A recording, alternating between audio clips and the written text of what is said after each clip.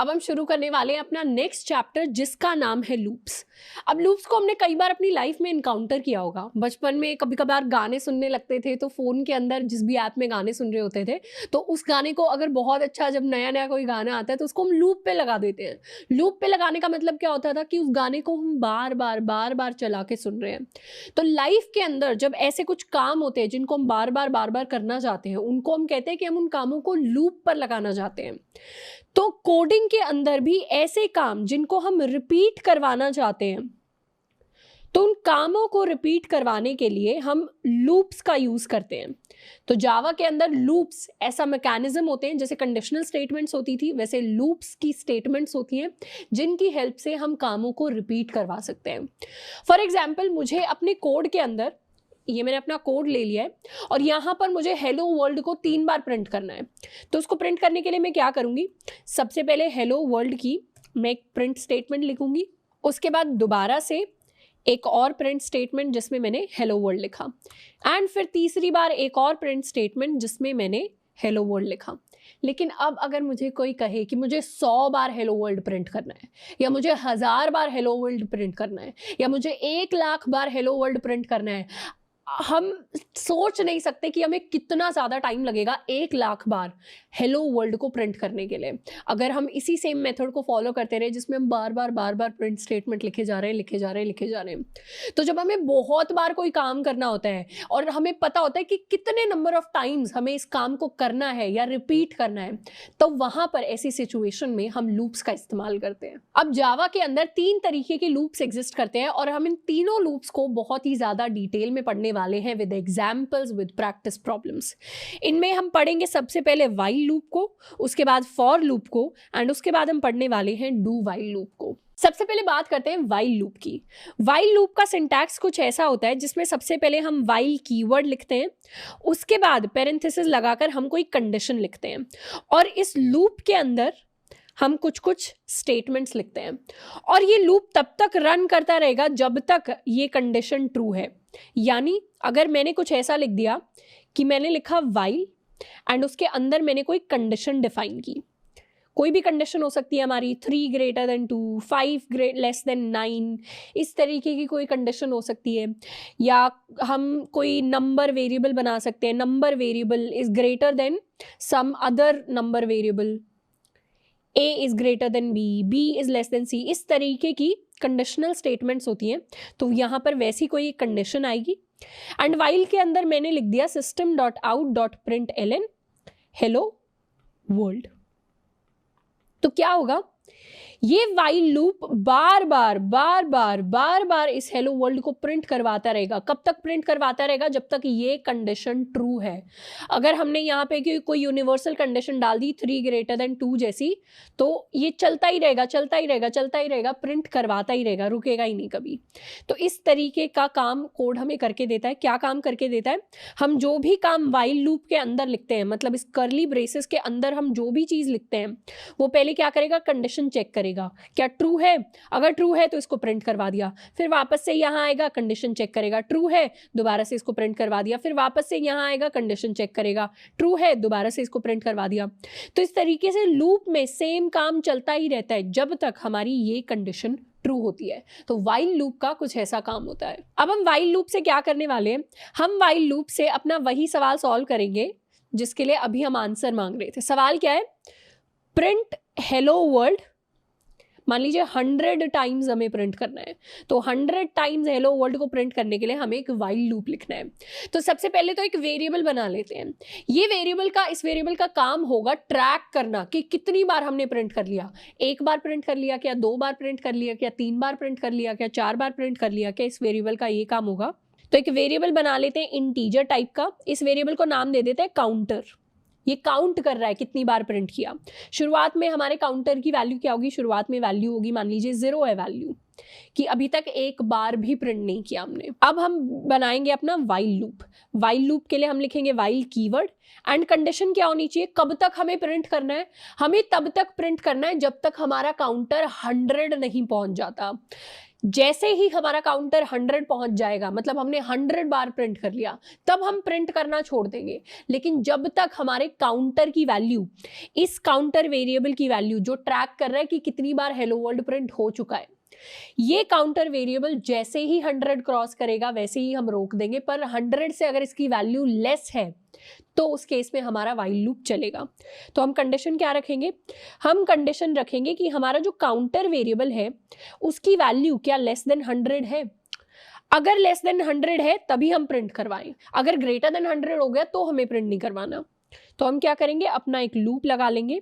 Loop के अंदर लिखेंगे system dot out dot println, जिसके अंदर लिखेंगे अपनी कंडीशन, यानी जो भी हमें काम करवाना था, हमें क्या करना था, हमें प्रिंट करवाना था हेलो वर्ल्ड, जिसको हमने करवा लिया प्रिंट। तो किस तरीके से कोड ने काम किया, हम कुछ ऐसा कोड लिखेंगे जिसमें सबसे पहले एक इंटीजर वेरिएबल बनाएंगे काउंटर, जिसको इनिशियलाइज करेंगे 0 से। इनिशियलाइज करने का मतलब इनिशियल वैल्यू देना, शुरुआती उसको वैल्यू देना। फिर लिखेंगे अपना वाइल लूप। वाइल लूप तब तक चलेगा जब तक ये कंडीशन ट्रू है। कंडीशन क्या लगा दी हमने कि काउंटर की वैल्यू, जी काउंटर की वैल्यू हमेशा 100 से कम होनी चाहिए। जब जब काउंटर की वैल्यू 100 से कम होगी तब तब हम ये स्टेटमेंट रन करेंगे। क्या स्टेटमेंट रन करेंगे, हेलो वर्ल्ड की। अब इसमें एक छोटा सा झोल है, क्या झोल है कि हमारी काउंटर की वैल्यू तो हमेशा ही लेस देन 100 रहेगी। काउंटर में को तो शुरुआत में हमने 0 से इनिशियलाइज करा दिया, उसके बाद बस उसको चेक कर रहे हैं, काउंटर की वैल्यू कहीं चेंज तो हो ही नहीं रही है, तो ये लूप तो चलता ही जाएगा चलता ही जाएगा। पर हम चाहते हैं कि काउंटर की वैल्यू जैसे ही 100 हो जाए ये लूप रुक जाए। उसके लिए काउंटर को हमें एक एक करके बढ़ाना पड़ेगा। कैसे बढ़ाएंगे काउंटर को, काउंटर को बढ़ाने के लिए हम इस लूप में एक और कंडीशन ऐड करेंगे, स्टेटमेंट ऐड करेंगे, काउंटर प्लस प्लस। अब क्या होगा, अब सबसे पहले काउंटर की वैल्यू 0 है। वाइल लूप के अंदर चेक होगा क्या काउंटर लेस देन 100 है, हाँ 100 है, तो क्या होगा, हेलो वर्ल्ड प्रिंट हो जाएगा। उसके बाद क्या होगा, काउंटर हो जाएगा प्लस प्लस, यानी काउंटर की वैल्यू यहां पर लिख लेते हैं, काउंटर की वैल्यू पहले 0 थी तो वो प्लस प्लस होकर अब 1 हो गई है। वापस से हम क्या करेंगे, वापस से यहां पर आएंगे, दोबारा देखेंगे क्या काउंटर की वैल्यू लेस देन 100 है, काउंटर की वैल्यू तो 1 है, लेस देन 100 है, हाँ। तो फिर ये दोबारा से प्रिंट स्टेटमेंट रन हो जाएगी, दोबारा से हेलो वर्ल्ड प्रिंट हो जाएगा। उसके बाद काउंटर दोबारा प्लस प्लस हो जाएगा। तो इतने में हमारे पास 2 बार हेलो वर्ल्ड प्रिंट हो चुका होगा और काउंटर की वैल्यू अब बढ़ के हो जाएगी 2। दोबारा से हम यहाँ पे आ जाएंगे, काउंटर की वैल्यू चेक होगी कि क्या 2 की वैल्यू लेस देन 100 है, हाँ 100 लेस देन 100 है। दोबारा से प्रिंट हो जाएगा यहाँ पर, ये आउटपुट विंडो हो जाएगी। उसके बाद दोबारा से हम काउंटर को कर देंगे प्लस प्लस, तो यहाँ से काउंटर कट के उसकी वैल्यू हो जाएगी 3। एंड इस तरीके से तब तक चलता रहेगा जब तक फाइनली एक पॉइंट आएगा जब हम काउंटर की वैल्यू को काट कर देंगे 100। और जब तक हम 100 करेंगे तब तक 100 बार हेलो वर्ल्ड प्रिंट हो चुका होगा आउटपुट विंडो में, और फिर ये कंडीशन फॉल्स होगी एंड फिर इसके बाद जो भी स्टेटमेंट्स होंगी वो एग्जीक्यूट हो रही होंगी। इसके लिए एक बार कोड लिख कर देखते हैं। हमें क्या करना है, सबसे पहले एक काउंटर वेरिएबल बनाएंगे जिसकी वैल्यू को इनिशियलाइज करेंगे 0 के साथ। अब हमें लिखना है वाइल लूप, वाइल लिखा, उसके बाद पेरेंथेसिस, कंडीशन क्या रखी, कंडीशन ये है कि काउंटर की वैल्यू जब तक लेस देन 100 है तब तक हम प्रिंट करेंगे हेलो वर्ल्ड। तो हमने प्रिंट कर दिया हेलो वर्ल्ड को।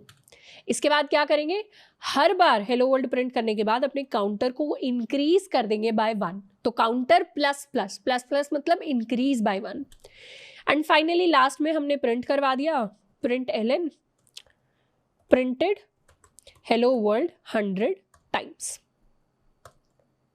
तो ये हमारा पूरा कोड है जिसमें शुरुआत में काउंटर है, ये हमारा पूरा वाइल लूप है, लूप बार बार रन करेगा जब तक काउंटर 100 नहीं पहुंच जाता, एंड फिर फाइनली प्रिंट हो जाएगा यहाँ पे प्रिंटेड हेलो वर्ल्ड 100 टाइम्स। इसको करते हैं रन। रन करते ही क्या हुआ, बहुत बार आप अपनी स्क्रीन पे देखेंगे हेलो वर्ल्ड 100 टाइम्स प्रिंट हो गया, एंड लास्ट में प्रिंट हुआ है प्रिंटेड हेलो वर्ल्ड 100 टाइम्स। और यहीं पर अगर मुझे सिर्फ 10 बार प्रिंट करना होता तो बस इस कंडीशन को हल्का सा चेंज कर देते, 100 की जगह 10, तो 0 से लेकर 9 तक जब तक जाएगा 10 काउंट्स कर लेगा काउंटर, तो 10 बार हेलो वर्ल्ड प्रिंट होगा। एंड उसके बाद लास्ट में हम लिख देंगे प्रिंटेड हेलो वर्ल्ड 10 टाइम्स। इसको भी एक बार रन कर लेते हैं। रन करके हमें क्या मिला, रन करके हम काउंट करें तो हमारे लिए 10 बार हेलो वर्ल्ड प्रिंट हुआ एंड उसके बाद प्रिंट हुआ 10x। मान लीजिए मुझे 1,00,000 बार करना होता तो 1 2 3 4, अब क्या होता, मेरा कोड 1,00,000 बार ये लूप प्रिंट करता। एंड आप देखेंगे आपकी स्क्रीन पे भी 1,00,000 बार हेलो वर्ल्ड प्रिंट हो गया होगा। तो इतना जो हेलो वर्ल्ड को प्रिंट करना 1,00,000, इतना बड़ा जो काम हमें लग रहा था उसको इसने 2 सेकंड में कर दिया। कितनी लाइनों में कर दिया, 1 2 3 4 5 लाइनों में 1,00,000 बार हेलो वर्ल्ड प्रिंट हो चुका है। अब एक और स्पेशल चीज लूप्स के बारे में, लूप्स के अंदर इनफाइनाइट लूप्स भी होते हैं। कैसे होते हैं इनफाइनाइट लूप्स, मान लो यहाँ पे मैं सिंपली ट्रू लिख दूं, मैंने ऐसी कोई कंडीशन लिख दी यहाँ पर जिसका आंसर हमेशा ट्रू रहता है, तो उस केस में क्या होगा, उस केस में इसने पहले ही एरर दिखा दिया अनरीचेबल कोड। जैसे यहाँ पर ट्रू लिखा, ये व्हाइल लूप हमेशा रन ही करता रहेगा, ये कभी रुकेगा नहीं। कब रुकेगा, जब हमारे कोड की मेमोरी भर जाएगी बहुत बुरी तरह और कोड को अपने आप एरर आकर बंद होना पड़ेगा, तब ये व्हाइल लूप रुकेगा। तो ये लाइन कभी रन ही नहीं हो पाएगी, बाकी का कोड कभी रन ही नहीं हो पाएगा, हमेशा हम इस इनफाइनाइट लूप के अंदर फंस के रह जाएंगे। तो जब भी हम लूप्स लिखते हैं उनके अंदर ये जरूर देख लेना है कि ऐसी कंडीशन हम कभी ना लिख रहे हो जो हमेशा ट्रू ही रह रही हो, जिसकी वजह से हमारे पास इनफाइनाइट लूप आ जाए, नेवर एंडिंग लूप आ जाए। नेक्स्ट जिस सवाल को हम करेंगे इसका नाम है प्रिंट नंबर्स फ्रॉम 1 to 10। हमें 1 से लेकर 10 तक सारे नंबर्स को एक एक करके प्रिंट करना है कुछ इस तरीके से। इस सवाल को कैसे करेंगे, इसको हमें करना है यूजिंग अ व्हाइल लूप। अब व्हाइल लूप में हमने क्या किया था, अभी तक एक काउंटर बनाया था, हम इसी काउंटर की हेल्प से नंबर्स को प्रिंट करेंगे। इस बार काउंटर को हम इनिशियलाइज कर देंगे 1 के साथ, तो नंबर हमारा है 1। और क्या करेंगे, अगर मेरा काउंटर यहाँ पर है और मुझे 10 तक नंबर्स प्रिंट करने हैं तो काउंटर को एक एक करके मुझे प्लस करना पड़ेगा। 10 नंबर प्रिंट करने हैं, मतलब मुझे पता चल रहा है कि मेरे लूप को 10 बार रन करने की ज़रूरत है। हर बार मैं क्या करूँगी, अपने नंबर्स को प्रिंट करवा दूंगी। अब नंबर्स को कैसे प्रिंट करवाना है, व्हाइल ये जो मेरा काउंटर है इसकी वैल्यू जब तक 10 के इक्वल नहीं हो जाती तब तक क्या करे, तब तक मेरा लूप प्रिंट करे system.out.println। क्या प्रिंट करे, हम प्रिंट कर देंगे अपने इस काउंटर को ही। क्या किया हमने, काउंटर की वैल्यू ली 1 और काउंटर को कंडीशन दे दी व्हाइल लूप को कि काउंटर जब तक लेस देन या इक्वल टू 10 रहता है तभी हमारा लूप रन करेगा, बाकी टाइम रन नहीं करेगा। तो शुरुआत में काउंटर की वैल्यू क्या है, काउंटर की वैल्यू है 1। क्या ये कंडीशन ट्रू हो रही है, हाँ ये कंडीशन ट्रू हो रही है। तो हम क्या करेंगे, इस स्टेटमेंट पर आएंगे, यहाँ से हम प्रिंट कर देंगे काउंटर की value which is going to be 1। उसके बाद हम यहाँ पर एक इंक्रीजिंग स्टेटमेंट लगाएंगे, counter plus plus. Counter plus plus पे क्या होगा, जब हम यहाँ पर आ जाएंगे, यहाँ पर आते ही हमारे काउंटर की वैल्यू हो जाएगी 1 से 2। उसके बाद हम वापस से इसी कंडीशन में आएंगे घूमकर, दोबारा से चेक होगा क्या काउंटर की value less than equal to 10 है, काउंटर की वैल्यू 2 है और वो लेस देन इक्वल टू 10 है, तो उस केस में हम दोबारा से प्रिंट करवा देंगे यहाँ पर 2। उसके बाद दोबारा से नीचे वाली स्टेटमेंट में आएंगे, यहाँ पर काउंटर प्लस प्लस हो जाएगा तो काउंटर की वैल्यू अपडेट होकर हो जाएगी 3। जैसे काउंटर की वैल्यू 3 हुई तो यहाँ से हम वापस यहाँ पे आएंगे, क्या काउंटर लेस देन 10 है, हाँ काउंटर लेस देन 10 है, तो उस केस में ये वाली स्टेटमेंट रन होगी जिससे हम काउंटर को कर देंगे प्रिंट, यानी 3 को प्रिंट। उसके बाद हम यहाँ पर आएंगे, यहाँ पे आते ही क्या होगा, यहाँ पे आते ही काउंटर हो जाएगा प्लस प्लस यानी 4 पर आए, दोबारा से कंडीशन चेक होगी, दोबारा से कंडीशन चेक होगी, दोबारा से हम 4 को प्रिंट कर देंगे, ये दोबारा अपडेट होकर 5 हो जाएगा। फिर दोबारा अपडेट होकर 5 हो गया तो दोबारा से घूमकर वापस ऊपर लूप में जाएंगे, दोबारा से लेस देन इक्वल टू 10, दोबारा से प्रिंट कर देंगे 5, अपडेट होकर 6 हो गया, दोबारा से कंडीशन को चेक करेंगे, फिर से प्रिंट कर देंगे काउंटर की वैल्यू और ये फिर से अपडेट हो गया, दोबारा से कंडीशन चेक करेंगे, फिर से प्रिंट कर देंगे काउंटर की वैल्यू, ये दोबारा अपडेट हो गया, दोबारा से हम कंडीशन को चेक करेंगे, फिर से प्रिंट कर देंगे काउंटर की वैल्यू यहाँ पर एंड इसको अपडेट करके कर देंगे 9, दोबारा से कंडीशन को हम चेक करने वाले हैं, दोबारा से यहाँ हटके 9 प्रिंट हो जाएगा एंड ये अपडेट होके हो जाएगा 10।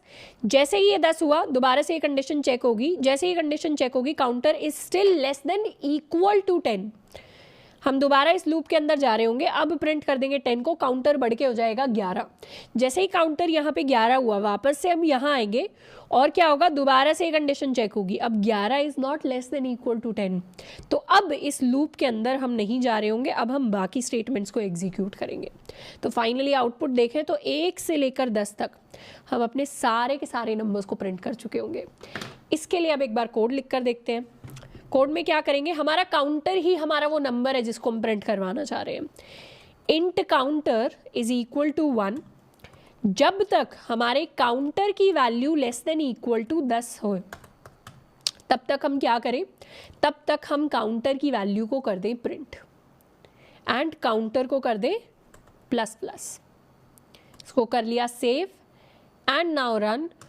तो हमारे लिए क्या होगा, 1 से लेकर 10 तक सारे के सारे नंबर्स स्क्रीन पर हमारे लिए प्रिंट होकर आ जाएंगे। अगर इन नंबर्स को सेम लाइन में प्रिंट करना है तो प्रिंट एल एन की जगह प्रिंट यूज़ कर लेंगे। यहाँ पर दे देंगे हम स्पेस और लास्ट में एक नेक्स्ट लाइन के लिए अलग से प्रिंट एल एन लिख लेंगे। दोबारा से इस कोड को रन करते हैं। अब क्या हुआ, सारे नंबर्स सेम लाइन में आ गए। अब मुझे 10 तक नहीं 100 तक नंबर्स प्रिंट करने होते हैं, तो सिंपली बस इस कंडीशन को चेंज करना था कि 100 तक जाए मेरा काउंटर। तो क्या होगा, सेम लाइन में 0 से लेकर आप 100 तक नंबर्स को भी प्रिंट कर सकते हैं। तो इस 0 से लेकर 100 तक नंबर्स आ गए। मान लीजिए हमें क्या करना है, हमें तो 1000 तक नंबर्स प्रिंट करने हैं और ये 1000 तक भी हम कर पाएंगे। कैसे कर पाएंगे, सिर्फ कंडीशन चेंज करनी है। ये 1000 तक नंबर्स हमारे पास प्रिंट होकर आ गए। अब हमें क्या करना है, अब हमें नंबर्स प्रिंट करने हैं फ्रॉम 1 to n। पहले हमें क्या करना था, पहले 1 से लेकर 10 तक या 1000 तक हमें पता होता था किस रेंज तक हमें नंबर्स प्रिंट करने हैं, पर अब हमें रेंज नहीं पता। रेंज हमें कौन देगा, रेंज हमें यूजर देने वाला है इस बार। तो इस बार हम स्कैनर का SC बनाएंगे, SC ऑब्जेक्ट, और उससे इनपुट लेंगे एक वैल्यू को, और वो हमारे लिए रेंज होगी तब तक कि हमें नंबर्स प्रिंट करने हैं। एग्जाम्पल लेकर चलते हैं n इज इक्वल टू 7 का, कि हमने कोई इंटीजर n लिया होगा जो हमारी रेंज बनेगा, और ये एंटर हुआ है 7। तो इस बार कैसे कोड लिख सकते हैं, इस बार हमारा जो काउंटर है उसकी शुरुआत तो हम 1 से ही करेंगे, क्योंकि नंबर्स तो हमें 1 से ही प्रिंट करने हैं। पर एंडिंग कंडीशन क्या डाल देंगे, एंडिंग कंडीशन ये डाल देंगे कि while our counter is less than equal to n, तब तक हम प्रिंट करें। ये जो n हमने यूजर से इनपुट लिया है, ये यूजर का इनपुट है। जब तक काउंटर की value less than equal to this n नहीं रहती तब तक लूप चले। जैसे ही काउंटर हमारा n से बड़ा हो गया वैसे ही हमें लूप को रोक देना है। तो सिंपल सी बस ये एंडिंग कंडीशन को हम चेंज कर रहे होंगे अपने कोड के अंदर। अब हमें जिस नंबर को रेंज रखना है उसको हम इनपुट लेने वाले हैं यूजर से, इंटीजर n, या इनफैक्ट इसको रेंज रख लेते हैं। Range is equal to SC dot next int. Counter को हमने डिफाइन कर लिया। अब क्या लिखेंगे, अब अपना वाइल लूप लिखेंगे। जब तक हमारा वाइल को हम जब तक भी पढ़ सकते हैं, जब तक हमारे काउंटर की value less than equal to range है तब हमारा लूप चले, उसके अलावा ना चले। तो यहाँ हम प्रिंट करवा देंगे अपने काउंटर की वैल्यू को। इनफैक्ट इसको सेम लाइन में करवाने के लिए प्लस सम स्पेस, ये फॉर्मेटिंग कर दी है मैंने कि नंबर प्रिंट होगा उसके बाद हल्की सी स्पेस, फिर अगला नंबर, फिर हल्की सी स्पेस। इस तरीके से यहाँ मैंने दे दी है एक एक्स्ट्रा नेक्स्ट लाइन। तो इसको करते हैं सेव एंड रन। नंबर मुझे एंटर करना है, हम रेंज देना चाहते हैं 7। तो एक हल्की सी चीज़, तो ऐसा कुछ दिखता है जब भी इनफाइनाइट लूप रन करता है। तो इस तरीके से देखिए रन करता जा रहा है, करता जा रहा है, करता जा रहा है, कोई कंट्रोल नहीं है अब हमारा प्रोग्राम के ऊपर। तो इसको हमें क्लोज करना पड़ेगा। क्यों रन किया ये इनफाइनाइटली इसलिए रन किया, काउंटर को हमने अपडेट ही नहीं किया। काउंटर रेंज से छोटा ही है हमेशा, तो काउंटर को हर बार हमें करना पड़ेगा प्लस प्लस। दोबारा से इसको करते हैं रन। रेंज हम एंटर करेंगे 7, तो 1 से लेकर 7 तक नंबर्स एंटर हो गए। दोबारा से अब अगर मैं रेंज दूं कि मुझे तो 25 तक नंबर्स, रेंज गलत दे दी, रेंज मुझे 25 तक नंबर्स प्रिंट करवाने हैं। तो क्या हुआ, 1 से लेकर 25 तक सारे नंबर्स प्रिंट हो गए। नेक्स्ट हमारा सवाल है कि हमें प्रिंट करना है sum of first n natural numbers. अभी तक हम क्या कर रहे थे, बस 1 से लेकर n तक यानी फर्स्ट n नेचुरल नंबर्स को हम प्रिंट करवा रहे थे। अब हमें प्रिंट करवाना है उनका सम। तो फर्स्ट n नेचुरल नंबर्स का सम कैसे प्रिंट करवाएंगे, पहले देख लेते हैं सम होता क्या है। जैसे मान लीजिए n हमें दिया है 5, तो सम क्या होगा फर्स्ट n नेचुरल नंबर्स का, हम 1 से लेकर 5 तक का सम लेंगे। 1 + 2 + 3 + 4 + 5, ये होने वाला है क्या, this is going to be 3, 6, 10, 15, तो 15 हम एज एन आउटपुट शो करेंगे यूजर को। अब इस सम को कैलकुलेट करने के लिए हमें दिख रहा है कि हमें एक लूप लगाने की जरूरत है। क्यों लूप लगाने की जरूरत है? क्योंकि जिन नंबर्स को अभी तक हम प्रिंट करवा रहे थे उन्हीं नंबर्स का तो सम लेना है। 1 से लेकर n तक नंबर्स को प्रिंट करवा रहे थे, अब क्या करना है? 1 से लेकर n तक नंबर्स का सम कैलकुलेट करना है। यहाँ 1 से लेकर n तक अगर हमें नंबर मिल जाते हैं किसी ना किसी तरह, तो हम उनका सम भी निकाल लेंगे, क्योंकि बस उनको एक वेरिएबल के अंदर ऐड ही तो करते रहना है लॉजिकली अगर हम सोचें। तो हम क्या करेंगे, एक तो नंबर है हमारे पास ऑलरेडी जो होगा इंटीजर n, उसके अलावा एक दूसरा नंबर लेंगे सम, और इसको इनिशियलाइज कर देंगे 0 के साथ, मतलब इसकी शुरुआती वैल्यू हम 0 दे देंगे। इस सम के अंदर अभी कुछ नहीं है, एक एक करके इसमें 1 से लेकर n तक सारे नंबर्स को हम ऐड करते जाएंगे। कैसे ऐड करेंगे?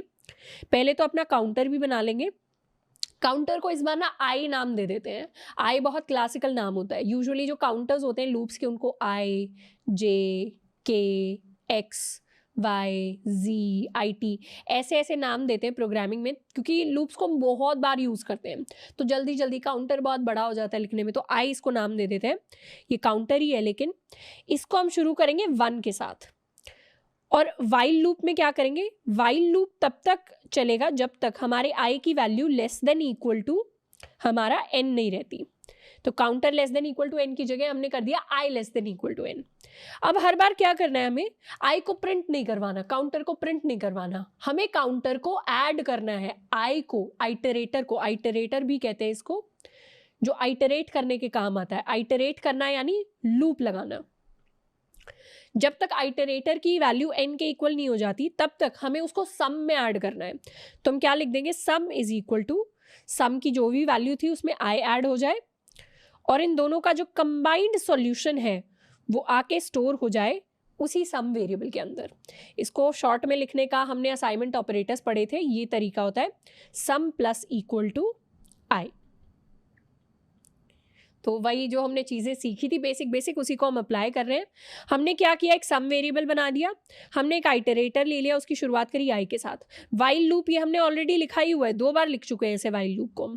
हम क्या करेंगे, अब सम को चेंज करेंगे, हर बार सम में आई की वैल्यू को ऐड करवा देंगे एंड उसके बाद फाइनली प्रिंट करवा देंगे अपने सम को। इसको एक बार कोड करके देखते हैं। कोड में सबसे पहले तो हम एक n ले लेते हैं, इंट n। n को क्या करेंगे, इनपुट करेंगे इंट n को sc.next int से। अब क्या करेंगे, अब हमें एक आइटरेटर बनाना है i इज इक्वल टू 1 से, जब तक मतलब while i is less than equal to n, तब तक हमारा लूप रन करेगा। तब तक हम क्या करेंगे, एक और वेरिएबल बना लेते हैं सम नाम का, int sum is equal to 0।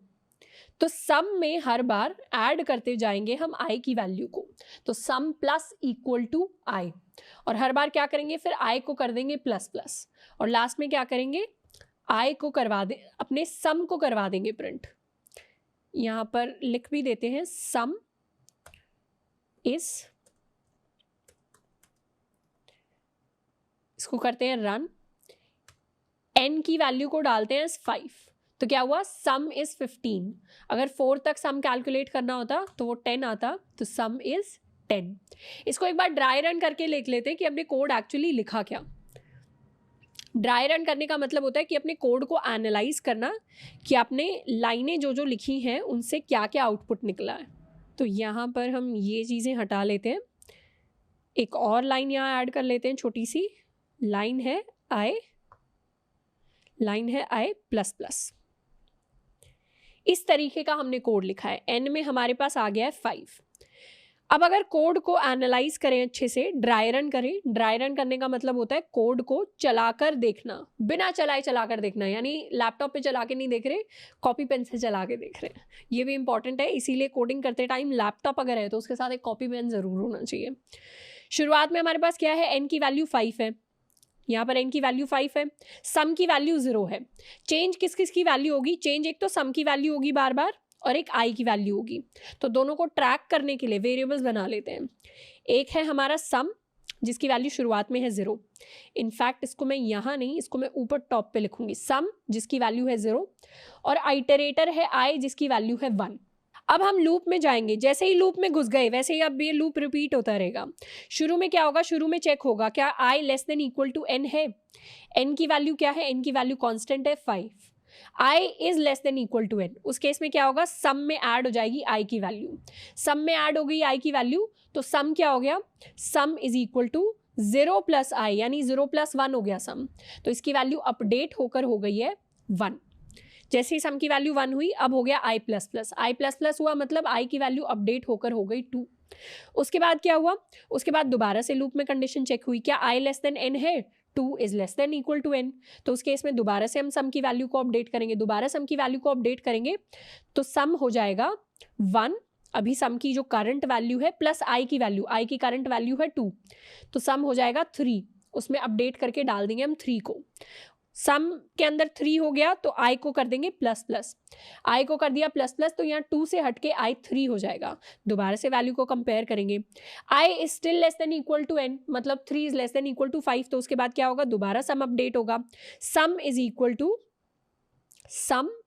To sum की current value which is 3 plus i की value which is also 3 plus 3 is equal to 6, तो सम के अंदर स्टोर हो जाएगा 6, सम के अंदर जैसे ही 6 स्टोर हो गया वैसे हम कर देंगे i प्लस प्लस होगा, मतलब i कन्वर्ट हो जाएगा फ्रॉम 3 to 4, फिर दोबारा से कंडीशन चेक होगी, मतलब i प्लस प्लस होने के बाद वापस से हम यहाँ आएंगे, फिर क्या होगा, i less than equal to n है क्या, मतलब 4 लेस देन इक्वल टू 5 है क्या, ऑब्वियसली है, दोबारा से हम क्या करेंगे, सम की वैल्यू को करेंगे अपडेट, तो sum is equal to sum की current value which is 6 plus i की करंट वैल्यू विच इज 4, तो सम हो गया 10 के बराबर, सम को कर देंगे चेंज, दोबारा से सम के बाद हो जाएगा i प्लस प्लस, तो i को भी कर देंगे प्लस प्लस करके 5।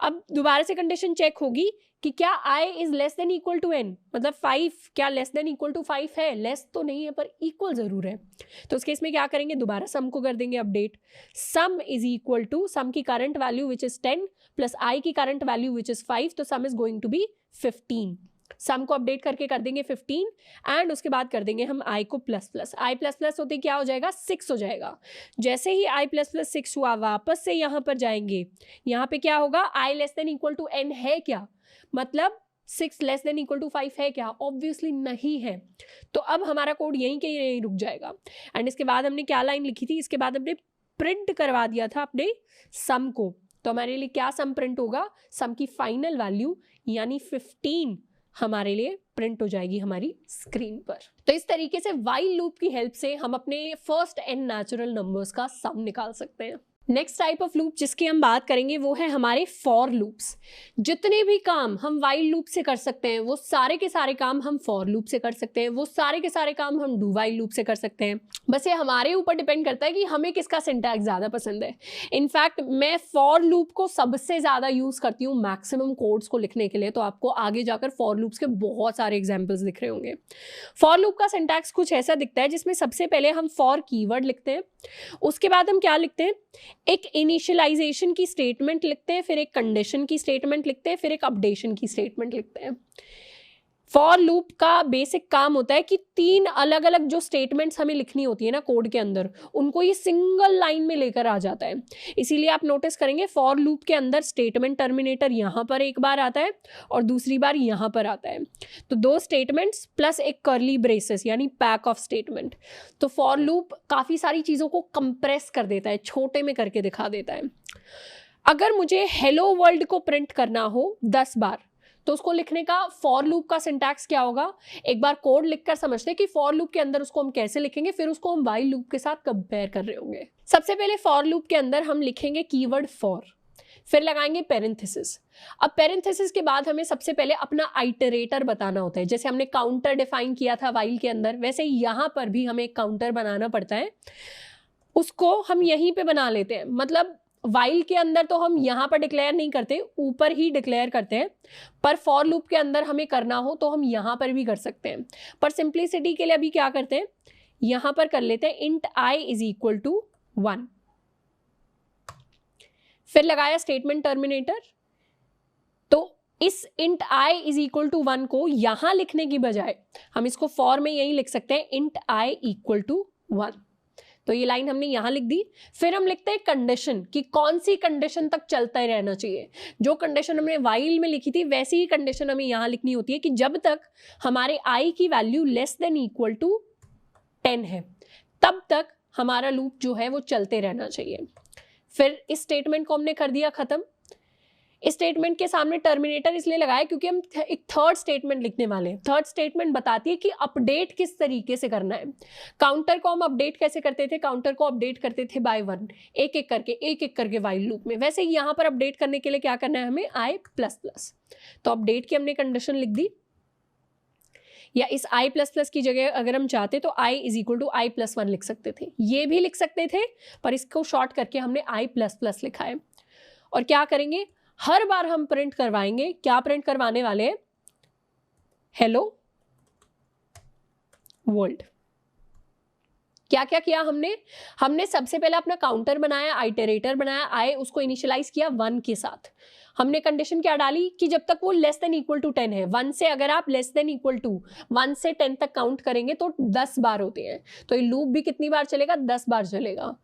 और कंडीशन क्या दी अपडेशन की, i प्लस प्लस। लूप कर क्या रहा है, लूप कर रहा है हेलो वर्ल्ड को प्रिंट करवाने का काम। इसको कर लेते हैं सेव एंड नाउ रन। तुम्हारे पास क्या होगा, हमारे पास 10 बार हेलो वर्ल्ड हमारी स्क्रीन के ऊपर प्रिंट होकर आ जाएगा। इसी को मुझे 100 बार प्रिंट करना हो तो सिंपली यहाँ पे मुझे 100 करना पड़ेगा, मतलब अपनी कंडीशन को चेंज करना पड़ेगा। तो कौन से 3 पार्ट्स को हमने डिस्कस किया, हमने पहले लिखा फॉर, उसके बाद इनिशियलाइजेशन कंडीशन, यानी जिसमें हम अपने काउंटर को या अपने आइटरेटर को इनिशियलाइज करते हैं। उसके बाद हमने लिखी कंडीशन कि हमारा जो काउंटर है, आइटरेटर है, वो लेस देन इक्वल टू 10 होना चाहिए, या लेस देन इक्वल टू 100 होना चाहिए, या लेस देन 100 होना चाहिए, किस कंडीशन तक हम लूप चलाना चाहते हैं। एंड लास्ट में हमने लिखी अपडेशन की कंडीशन कि i प्लस प्लस करना है, क्या मतलब i is equal to i plus 1 करना है, हर बार 1 प्लस 1 करना है, या हर बार प्लस 2 करना है, या i को हर बार प्लस 4 करना है, या i को हर बार मल्टीप्लाई बाय 2 करना है, कौन से किस तरीके से अपडेट करना है। इन तीनों स्टेटमेंट्स को सिंगल लाइन में हमने लिखा एंड उसके बाद हमने अंदर लिखे अपने जो काम जो हमें लूप के अंदर करने हैं। अब अगर इसी फॉर लूप की स्टेटमेंट को मैं हल्का सा ड्राई रन करके दिखाऊं तो ड्राई रन करके क्या होगा, शुरुआत में int i is equal to जब 1 है तो i की वैल्यू क्या होगी, शुरू में i की वैल्यू 1 से इनिशियलाइज होगी। फॉर लूप कैसे काम करता है, पहले तो इस स्टेटमेंट को देखेगा, फर्स्ट टाइम सिर्फ एक ही बार देखेगा इस स्टेटमेंट को, तो एक बार में इसने i को 1 बना दिया।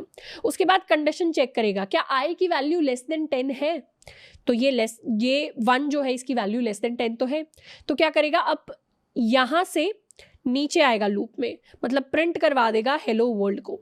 तो हेलो वर्ल्ड को जैसे ही प्रिंट करवाया हमारी स्क्रीन पर हेलो वर्ल्ड प्रिंट हो गया। उसके बाद क्या करेगा, प्रिंट करवा के यहाँ अपडेट के पास जाएगा, अपडेट बोलेगा अपडेट कर दो बाय 1, तो i की वैल्यू बढ़ जाएगी बाय 1, तो ये हो जाएगी 2 होने के बाद दोबारा से चेक करेगा कि क्या i लेस देन 10 है, i लेस देन 10 है यानी 2 लेस देन 10 है, तो दोबारा से प्रिंट कर देगा, दोबारा से प्रिंट करेगा हेलो वर्ल्ड एंड वापस से जाकर कर देगा अपडेट, तो i प्लस प्लस दोबारा से हो जाएगा, तो ये वैल्यू 2 हट के 3 हो जाएगी, दोबारा से हेलो वर्ल्ड प्रिंट कर देगा। एंड इसी सिमिलर फैशन में हमारा जो फॉर लूप है वो 10 टाइम्स हेलो वर्ल्ड को प्रिंट कर रहा होगा। तो इस तरीके से अपने जो सारे लूप के कोड हैं उनको ड्राई रन करके देखना है कि वो इंटरनली काम कैसे कर रहे हैं। अब नेक्स्ट सवाल जो हमारे पास है, इसमें हमें एक स्क्वायर पैटर्न प्रिंट करना है। स्क्वायर पैटर्न कैसे प्रिंट हो रहा है, हमने एक स्क्वायर बनाया है 4 बाय 4 का, तो इसमें आप देखेंगे तो 4 रोज हैं, ये रो होती है 4 एंड 4 ही इसके अंदर कॉलम्स हैं। इसको प्रिंट कैसे करवाने वाले हैं स्क्रीन पर, हमें पहले तो देखना है कितनी लाइनें हमें प्रिंट करवानी है। कितनी लाइनें प्रिंट करवानी है, ये है लाइन 1, मतलब लाइन 1 के अंदर 4 स्टार्स प्रिंट होने चाहिए। ये है लाइन 2, ये है लाइन 3, इस तरीके से ये है हमारी लाइन 4। हमें टोटल 4 लाइनें प्रिंट करवानी है और हर लाइन के अंदर हमारे पास क्या होना चाहिए, हर लाइन के अंदर हमारे पास 4 स्टार्स प्रिंट होने चाहिए। तो मैं कह सकती हूँ कि मुझे बस मेरा जो अकेला वेरिएबल है, अकेला काउंट है जिसका मुझे ट्रैक रखने की ज़रूरत है, वो है मेरी नंबर ऑफ लाइन्स, कि कितनी लाइन प्रिंट हो गई है, कितनी बाकी है। अगर मैं एक वेरिएबल बना लूँ, मान लीजिए मैंने एक काउंटर बना लिया इंट लाइन्स, और शुरू में मेरी लाइन कितनी है, मेरी लाइन है 1, तो मैं एक फॉर लूप लगा सकती हूँ जब तक मेरी जो लाइन्स है that is less than equal to 4, जब तक मेरी लाइन 1 से बढ़कर 4 तक नहीं हो जाती और हर बार मेरी जो लाइन है वो प्लस प्लस हो जाए, इसको लाइन्स नहीं इसको लाइन कहेंगे, तब तक मुझे क्या करना है, तब तक मुझे प्रिंट करवाना है 4 स्टार्स। तो इससे क्या होगा, लाइन जब 1 होगा तब 4 स्टार प्रिंट हो जाएंगे, फिर दोबारा लाइन प्लस प्लस हो जाएगा तो दोबारा 4 स्टार प्रिंट हो जाएंगे, फिर दोबारा लाइन प्लस प्लस हो जाएगा, दोबारा 4 स्टार प्रिंट हो जाएंगे, दोबारा लाइन प्लस प्लस हो जाएगा, दोबारा 4 स्टार प्रिंट हो जाएंगे। और ये कब तक प्रिंट होते रहेंगे, ये तब तक प्रिंट होते रहेंगे जब तक मेरे लाइन की value less than equal to 4 है। यानी लाइन की वैल्यू जब 1 होगी तब भी 4 स्टार प्रिंट होंगे, 2 होगी तब भी 4 स्टार प्रिंट होंगे, 3 होगी तब भी 4 स्टार प्रिंट होंगे, 4 होगी तब भी 4 स्टार प्रिंट होंगे। जैसे ही लाइन की वैल्यू 5 हो जाएगी तब हमारे 4 स्टार प्रिंट नहीं होंगे और तब हम इस फॉर लूप से बाहर आ जाएंगे। इसके लिए एक बार कोड लिख कर देखते हैं। स्क्वायर पैटर्न को प्रिंट करवाने के लिए हम क्या करेंगे, एक फॉर लूप लगाते हैं int line is equal to 1 और जब तक हमारी लाइन की value less than equal to 4 है, हर बार लाइन को कर देंगे प्लस प्लस एंड हम क्या करेंगे, प्रिंट करवा देंगे 4 स्टार्स 1 2 3 4। इसको कर लेते हैं सेव एंड इसको करते हैं रन। तो ये क्या हुआ, 4 स्टार्स वाला हमारे पास स्क्वायर जो है वो प्रिंट होके आ गया। इसी सेम कोड को अगर मुझे वाइल लूप से लिखना होता तो मैं क्या लिखती, वाइल ऊपर एक वेरिएबल बना लेते हैं हमें, int line is equal to 1, जब तक लाइन की value less than equal to 4 है तब तक मुझे क्या करना है, तब तक मुझे प्रिंट करवाना है 4 स्टार्स को एंड हर बार हम कर देंगे लाइन को प्लस प्लस। तो इस सेम कोड से भी सेम आउटपुट प्रोड्यूस होने वाला है। तो सारे के सारे काम हम वाइल लूप से कर सकते हैं अगर हमें वाइल लूप लिखना पसंद है, और वही काम हम फॉर लूप से कर सकते हैं अगर हमें फॉर लूप लिखना पसंद है। नेक्स्ट हम क्या करने वाले, नेक्स्ट क्वेश्चन है print reverse of a number, यानी हमें एक नंबर गिवन होगा n और इस नंबर का हमें रिवर्स प्रिंट करना है। अगर मेरे पास नंबर गिवन है 10899 which is my birth date, तो इसका रिवर्स कैसे प्रिंट होगा, इसका रिवर्स नंबर होगा 99801। हमने क्या किया, जो नंबर जो डिजिट शुरुआत में आता था वो तो अब लास्ट में चला गया है और जो डिजिट लास्ट में आता था वो डिजिट हमारा शुरुआत में आ गया है। तो नंबर को कंप्लीटली फ्लिप करके हमें प्रिंट करवाना है। इस चीज़ को हम कैसे अचीव करेंगे, इस चीज़ को अचीव करने के लिए हम यूज़ करेंगे अपने एरिथमेटिक ऑपरेटर का। कौन से एरिथमेटिक ऑपरेटर का, मॉड्यूलो का इस्तेमाल करेंगे। किसी भी नंबर का अगर मुझे लास्ट डिजिट निकालना है तो लास्ट डिजिट मैं कैसे निकाल सकती हूँ, मान लीजिए मेरे पास कोई नंबर है 132, इस नंबर का अगर मुझे लास्ट डिजिट निकालना है तो इसको निकालने के लिए मैं क्या कर सकती हूँ, इस नंबर को अगर मैं 10 से डिवाइड कर दूं, किसी भी नंबर को अगर मैं 10 से डिवाइड कर दूं तो रिमाइंडर क्या आएगा, रिमाइंडर हमेशा उस नंबर का लास्ट डिजिट आएगा। अगर 132 को 10 से डिवाइड किया जाए तो यहाँ क्या आएगा, यहाँ आएगा 13, यहाँ से माइनस होगा 130 और रिमाइंडर क्या बचेगा, रिमाइंडर बचेगा 2 which is the last digit of 132। बहुत लॉजिकल चीज़। दोबारा एक बार समराइज कर देती हूँ, किसी भी नंबर का लास्ट डिजिट अगर हमें निकालना होता है तो उसका रिमाइंडर ले लेते हैं हम किससे डिवाइड करने के बाद, 10 से डिवाइड करने के बाद। तो इस नंबर का जो लास्ट डिजिट होगा that will be equal to n modulo 10, correct. अब मुझे क्या करना है, बार बार अपने नंबर का लास्ट डिजिट निकालना है। मैंने अगर इस नंबर का लास्ट डिजिट निकाल लिया जो कि 9 आएगा तो मैं क्या करूंगी, इस लास्ट डिजिट को मैं प्रिंट करवा दूंगी। मैंने प्रिंट करवा दिया 9 को। उसके बाद मुझे क्या करना है, उसके बाद मुझे इस नंबर को छोटा करके इस 9 को यहाँ से हटाना है। इस 9 को यहाँ से कैसे हटा सकते हैं, अगेन इसको 10 से डिवाइड करके। अगर मैं इस नंबर को 10 से डिवाइड कर दूं, किसी भी नंबर के लास्ट डिजिट को हटाने का तरीका ये होता है कि उसको 10 से डिवाइड कर दो। अगर नंबर 10 होगा और वो 10 से डिवाइड हो जाए तो आंसर आएगा 1, इसका 0 हट गया। अगर नंबर 53 है, इसको 10 से डिवाइड कर दो, आंसर क्या आया 5, इसका 3 हट गया। तो किसी भी नंबर का लास्ट डिजिट अगर हटाना हो तो उसको 10 से डिवाइड कर दो, अगर चाहिए हो वो नंबर तो उसका रिमाइंडर ले लो। बहुत दो लॉजिकल चीज़ें। पहला लॉजिकल केस हमने क्या बनाया, अगर लास्ट डिजिट चाहिए किसी भी नंबर का तो नंबर मॉड्यूलो 10, और अगर रिमूव करना है लास्ट डिजिट किसी भी नंबर का तो क्या करना है, नंबर डिवाइडेड बाय 10। तो जो भी चीज़ रिटर्न होगी, जो भी नंबर रिटर्न होगा, उसमें लास्ट डिजिट होगा ही नहीं। तो हमें हर बार क्या करना है, पहले मैं इस नंबर का लास्ट डिजिट निकाल लूंगी, उसको मैं करवा दूंगी प्रिंट। उसके बाद इस नंबर से मुझे इसके लास्ट डिजिट को हटाना है, तो मैं कर दूंगी n is equal to n divided by 10। इससे क्या हुआ, नंबर का लास्ट डिजिट अब हट गया और नंबर में क्या सेव्ड हुआ, यहाँ पे आते ही इस नंबर में सेव हो गया है 1089, इसका 9 हट जाएगा। उसके बाद मैं क्या करूंगी, दोबारा से इसका लास्ट डिजिट निकालूंगी। अब ये नंबर हो गया 1089, 1089 का लास्ट डिजिट क्या निकलेगा, ये निकलेगा 9।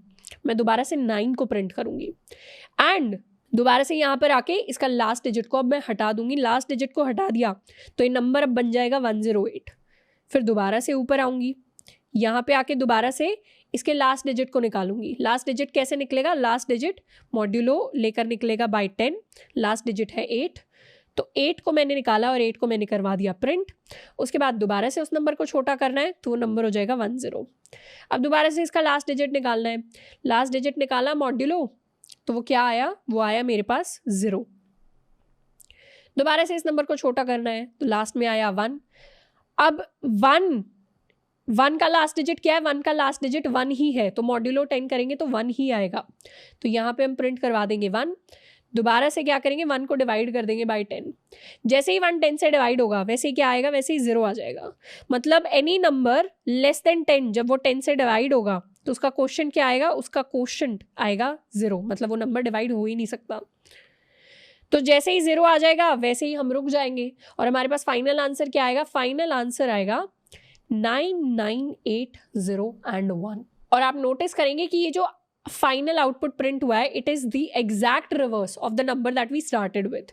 तो हम क्या कर सकते हैं, हम एक वाइल लूप लगा सकते हैं, वाइल लूप जिसके अंदर कंडीशन ये होगी कि जब तक हमारा नंबर ग्रेटर देन 0 नहीं होता, जब तक ग्रेटर देन 0 नहीं होता हम उसका लास्ट डिजिट निकालते जाएंगे और उस नंबर को छोटा करते जाएंगे। फिर दोबारा लास्ट डिजिट निकालेंगे, दोबारा छोटा करेंगे, दोबारा लास्ट डिजिट निकालेंगे, दोबारा छोटा करेंगे। तो इतना लूप लगाकर हम पूरे नंबर का रिवर्स प्रिंट करवा सकते हैं। इसके लॉजिक को समझते हैं, इसको कोड करके देखते हैं। हमने क्या किया, एक नंबर डिफाइन किया n इज इक्वल टू 10899। अब हम क्या करेंगे, इंटीजर काउंटर बना लेते हैं, या इनफैक्ट हमारा काउंटर क्या है, हमारी वाइल की कंडीशन क्या है कि जब तक हमारा जो नंबर है वो ग्रेटर देन 0 रहे। जब तक हमारा नंबर ग्रेटर देन 0 है तब तक मतलब उस नंबर के अंदर कुछ ना कुछ डिजिट एग्जिस्ट करता है जिस डिजिट को हमें प्रिंट कराना है। तो पहले लास्ट डिजिट निकाल लेंगे। लास्ट डिजिट होगा n मॉड्यूलो 10। क्या करेंगे, इस लास्ट डिजिट को करवा देंगे प्रिंट, स्पेस के साथ इसको प्रिंट करवाते हैं। उसके बाद क्या करेंगे, इस नंबर को छोटा कर देंगे। छोटा करने के लिए n is equal to n divided by 10, या इसको हम n डिवाइडेड इक्वल टू 10 भी लिख सकते हैं शॉर्ट करके। तो हर बार क्या हो रहा है, हर बार n छोटा हो रहा है, इसीलिए ये कंडीशन जो है हमेशा ट्रू नहीं होगी। n एक पॉइंट आएगा जब छोटा होते होते होते होते होते होते 0 बन जाएगा। लास्ट में हम क्या करेंगे, लास्ट में प्रिंट करवा देते हैं नेक्स्ट लाइन, इसको कर लेते हैं सेव एंड रन। तो इस डिजिट का ऑपोजिट प्रिंट हो गया विच इज 99801। इनफैक्ट यहाँ स्पेस की जरूरत है ही नहीं, तो इस नंबर का कंप्लीटली रिवर्स प्रिंट हो गया। इनफैक्ट यहाँ मैं कोई दूसरा नंबर दूँ 2 3 4 5 6 7, तो इसका भी रिवर्स प्रिंट हो जाएगा विच इज 765432। तो इस तरीके से हम किसी भी नंबर का रिवर्स प्रिंट करवा सकते हैं। नेक्स्ट हमारा सवाल है रिवर्स द गिवन नंबर। अभी तक हमने क्या किया था, रिवर्स को हमने प्रिंट करवाया था। इस बार हमें रिवर्स को प्रिंट नहीं करवाना, इस बार हमें ओरिजिनल नंबर को ही रिवर्स कर देना है, ओरिजिनल नंबर में ही चेंज कर देना है। कैसे करेंगे, हम एक नया नंबर बनाएंगे, एक दूसरा नंबर बना लेते हैं जिसको नाम देंगे रिवर्स। इसके अंदर हम रिवर्स को सेव करने वाले हैं, हमें किसी ना किसी तरीके से रिवर्स को सेव करना है। कैसे सेव करेंगे, सेम लूप लगाएंगे। सबसे पहले लास्ट डिजिट निकालेंगे, 9 को हमने निकाल लिया, तो वो रिवर्स नंबर कैसे बनेगा, रिवर्स नंबर में हर बार हम जो लास्ट डिजिट निकाल रहे थे उस लास्ट डिजिट को लिखने के लिए हम लिखेंगे reverse is equal to reverse multiplied by 10 plus last digit. ये जो लास्ट डिजिट निकलेगा इसको हमारे इस रिवर्स नंबर का लास्ट डिजिट बनना है, तो हमें ये वाली है लाइन जो है वो हेल्प कर रही होगी। हमने एक नया नंबर बनाया है रिवर्स, जिसके अंदर हर बार हम पुराने नंबर का लास्ट डिजिट निकाल कर उसे इस नंबर का लास्ट डिजिट बना देंगे। कैसे बनाएंगे उसको एक बार स्टेप बाय स्टेप थोड़ा सा एनालाइज करते हैं। हमने लिया एक नंबर रिवर्स जो शुरुआत में है 0। इसके अलावा हमारे पास लास्ट डिजिट हम हर बार निकालना जानते हैं। सबसे पहले हमने लास्ट डिजिट निकाला 9। जैसे ही हमने 9 निकाला तो हम रिवर्स के साथ क्या करेंगे, हमें फॉर्मूला क्या यूज़ करना है, reverse is equal to reverse multiplied by 10 plus last digit. तो इस फॉर्मूले को यूज़ करते हुए हम रिवर्स की वैल्यू को क्या करेंगे, 0 multiplied by 0 plus last digit क्या आया 9, तो रिवर्स की वैल्यू हो गई 9 के इक्वल। अब यहाँ से n हमारा चेंज होकर हो जाएगा 1089, क्योंकि 1 उससे कम हो जाएगा। अब दोबारा से हम लास्ट डिजिट निकालेंगे, इसका लास्ट डिजिट निकलेगा 9, तो दोबारा से यहाँ पे सेम फॉर्मूला अप्लाई करेंगे रिवर्स में 0। इस बार रिवर्स की वैल्यू है 9 के इक्वल, तो 9 मल्टीप्लाइड बाय 10 प्लस ये वाला 9, it is equal to 90 plus 9 is equal to 99। अब n को दोबारा से चेंज करके हम कर देंगे 108। अब इसमें लास्ट डिजिट निकलेगा हमारे पास 8 को कैसे यूज़ करेंगे, यहाँ पे same formula reverse is equal to 99 multiplied by 10, क्योंकि अब रिवर्स की वैल्यू है 99 plus last digit which is 8, तो ये हो जाएगा 990 प्लस 8 इज इक्वल टू 998। आप देख रहे होंगे अभी तक यहाँ 998 क्रिएट हुआ है। यहाँ से पीछे से हमने शुरू किया है तो 9 ऐड कर दिया, 9 ऐड कर दिया, 8 ऐड कर दिया, लास्ट को निकाल के पहले ऐड कर दिया, फिर सेकंड लास्ट को निकाल के सेकंड पे ऐड कर दिया, थर्ड लास्ट को निकाल के थर्ड पे ऐड कर दिया। ये स्ट्रैटेजी हम यूज कर रहे हैं। एक नंबर का लास्ट डिजिट निकाल के हम दूसरे नंबर का उसको फर्स्ट डिजिट बना रहे हैं, फिर उसका सेकंड लास्ट डिजिट निकाल के उसको दूसरे नंबर का सेकंड डिजिट बना रहे हैं। ये स्ट्रैटेजी हम यूज कर रहे हैं। दोबारा से n को क्या कर देंगे, छोटा कर देंगे, तो ये 10 हो जाएगा। इसका आप क्या करेंगे, इसका निकालेंगे हम लास्ट डिजिट। लास्ट डिजिट निकालते ही यहाँ पे रिवर्स को कर देंगे 998 मल्टीप्लाइड बाय 10 प्लस ये जो 0 था, दिस विल बिकम 9980। तो ये क्या हो गया, 9980 तक हमने नंबर को ऐड कर लिया। अब ये और छोटा होके सिर्फ 1 रह जाएगा। 1 का लास्ट डिजिट क्या है 1, तो उसको भी यहाँ पे ऐड कर देंगे। Reverse is equal to 9980 multiplied by 10 plus 1, तो ये हो जाएगा 99800 प्लस 1 इज इक्वल टू 99801। ये जो फाइनल आंसर निकल कर आएगा 99801, it is the complete opposite of 10899। तो इस तरीके से हमने एक नया नंबर बना लिया रिवर्स के नाम से, जिसके अंदर हमने रिवर्स नंबर को स्टोर भी कर लिया। ये बेसिकली हम यूनिट प्लेसेस के साथ खेल रहे हैं। जो नंबर, जो डिजिट यहाँ पर वंस प्लेस पे आता था वो अब यहाँ पर आखिरी प्लेस पे आ रहा है। जो यहाँ पर आखिरी प्लेस पे आता था वो अब यहाँ पे वंस प्लेस पे आ रहा है। जो अब नंबर 10 प्लेस पे आता था वो अब यहाँ पे सेकंड लास्ट में आ रहा है। जो नंबर यहाँ पे 100 प्लेस पे आता था वो अब थर्ड लास्ट प्लेस पे आ रहा है। तो इस तरीके से हम प्लेसेस को रिवर्स कर रहे हैं। कैसे रिवर्स कर रहे हैं, हर बार जब हम एग्जिस्टिंग नंबर को मल्टीप्लाई बाय 10 कर देते हैं तो हम प्लेसेस को शिफ्ट कर देते हैं बाय 1। अब इसी सेम चीज़ के लिए एक कोड लिख लेते हैं। कोड में हमें क्या करना है, कोड को भी हम हल्का सा समझ लेते हैं। कोड में हमें क्या करना है, कोड में हम सबसे पहले तो एक नंबर बनाएंगे जिसके अंदर हम स्टोर करवाने वाले हैं अपने रिवर्स नंबर को। REV यानी रिवर्स, 0 से इसकी शुरुआत करेंगे। तो हम वाइल लूप अपना तभी तक चलाएंगे जब तक हमारे n की वैल्यू ग्रेटर देन 0 रहती है, तब तक हमारा लूप चलेगा। तब तक हम लूप के अंदर क्या करवाएंगे, हर बार हम लास्ट डिजिट को निकाल लेंगे और फिर रिवर्स में ये वाला फॉर्मूला लगाएंगे, reverse multiplied by 10 plus last digit को रिवर्स के अंदर सेव करवा देंगे। उसके बाद हम क्या करेंगे, n को कर देंगे अपडेट एंड फाइनली हम प्रिंट करवा देंगे अपने रिवर्स को। या फिर हम number is equal to reverse भी कर सकते हैं उसको सेव करवाने के लिए। तो ये वाइल लूप लगेगा जिसमें n ग्रेटर देन 0 की कंडीशन होगी, लास्ट डिजिट पहले की तरह निकालेंगे, अपना नए वाला हम फॉर्मूला निकालेंगे उस नंबर को सेव करवाने के लिए, n को कर देंगे अपडेट एंड लास्ट में रिवर्स नंबर को कर देंगे हम प्रिंट। अपने कोड में सबसे पहले हम क्या करने वाले हैं, n को हम लिख लेते हैं 10899, हमने अपना नंबर लिख लिया। पहले की स्ट्रैटेजी क्या थी, पहले की स्ट्रैटेजी ये थी कि हमारा जो n है जब तक वो ग्रेटर देन 0 रहता है तब तक हमें क्या करना है, तब तक हम लास्ट डिजिट कैलकुलेट कर लें। वो कैसे कैलकुलेट होगा, n मॉड्यूलो 10 से, और हम n को कर दें अपडेट। इस बार हमें साथ के साथ एक रिवर्स नंबर कैलकुलेट करना है, रिवर्स इज इक्वल टू 0 से शुरुआत करेंगे। हर बार क्या होगा, रिवर्स में reverse multiplied by 10 plus last digit उसमें हो जाएगा ऐड, और लास्ट में आके क्या करेंगे, लास्ट में प्रिंट करवा देंगे हम रिवर्स को। इसको कर लेते हैं सेव एंड रन। तो हमारे पास नंबर का रिवर्स प्रिंट हो गया विच इज 9980 एंड 1।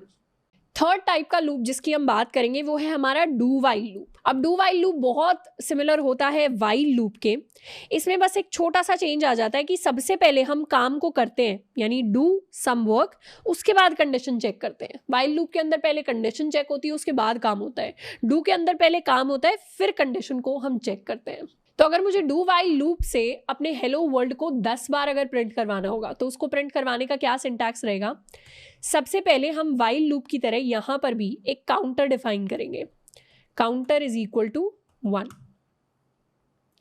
अब हम क्या करेंगे, डू यानी डू लिखकर हम जो भी हमें काम करवाना है उसके बारे में लिखेंगे। हमें प्रिंट करवाना है हेलो वर्ल्ड को, तो हेलो वर्ल्ड को हम प्रिंट करवाएंगे और अपने काउंटर को कर देंगे प्लस प्लस। और जैसे ही हमने काउंटर को प्लस प्लस किया अब हमें कंडीशन को चेक करना है। कंडीशन को कैसे चेक करेंगे, इस क्लोजिंग ब्रेस के बाद हम लिखेंगे वाइल और यहाँ पे कंडीशन को चेक करेंगे। कंडीशन क्या रहनी चाहिए, जब तक हमारे काउंटर की value less than equal to 10 नहीं रहती। और जैसे हमने वाइल की कंडीशन लिख ली हमें यहाँ पे लगाना है statement terminator, this is important. इसको एक बार सेव करते हैं एंड रन करते हैं। रन करने के बाद हमारे पास क्या होगा, 10 बार हेलो वर्ल्ड हमारे पास प्रिंट होकर आ जाएगा। तो हमने क्या किया, काउंटर को इनिशियलाइज किया 1 के साथ और डू में हर बार हमने हेलो वर्ल्ड को प्रिंट करवाया, काउंटर को किया प्लस प्लस, और कंडीशन के अंदर कैसे चेक किया, वाइल ही लिखकर चेक किया, पर वाइल अब लास्ट में आ जाता है। डू यानी काम हम पहले करते हैं और कंडीशन हम बाद में चेक करते हैं डू वाइल लूप के अंदर।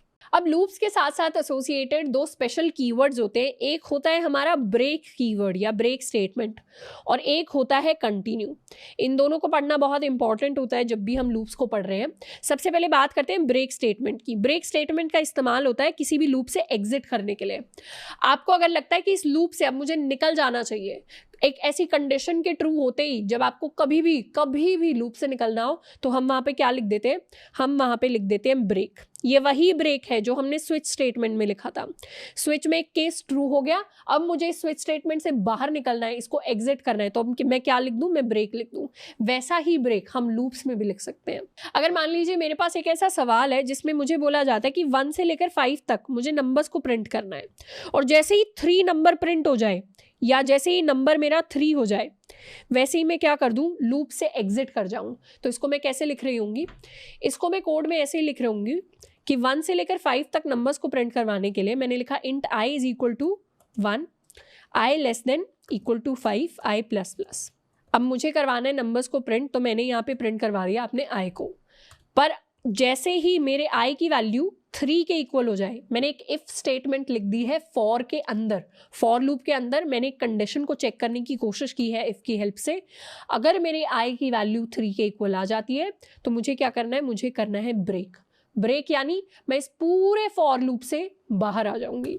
बाहर आके क्या करूंगी, बाहर आके प्रिंट करवा दूंगी I am out of the loop. इसको सेव करके एक बार रन करूं तो मेरा आउटपुट क्या आएगा, पहले इस कोड ने क्या किया, पहले इस लूप ने प्रिंट करवाया 1, फिर प्रिंट करवाया 2, जैसे ही 3 प्रिंट करवाने गया मैं क्या कर गई, ब्रेक कर गई।